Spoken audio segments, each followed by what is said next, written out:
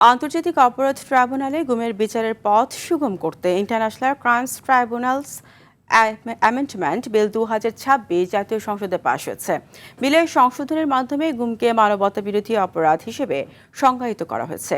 সকালে জাতীয় সংসদের অধিবেশনে আইন, বিচার ও সংসদ বিষয়ক মন্ত্রী মোহাম্মদ আসাদুজ্জামান বিলটি উত্থাপন করলে তা কণ্ঠ ভোটে পাশ হয়। এ সময় মন্ত্রী বলেন, গুমের বিচারের ব্যাপারে সরকার বদ্ধপরিকর।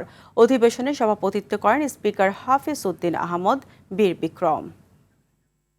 মন্ত্রী বা কৃষিমন্ত্রী মহোদয়কে আমাদের এবং কৃতজ্ঞতা প্রকাশ করছি। যেটা সিসিইএ ক্রাইম এগেনস্ট হিউম্যানিটির ডেফিনেশনের মধ্যে গুমকে অন্তর্ভুক্ত করা হয়েছে।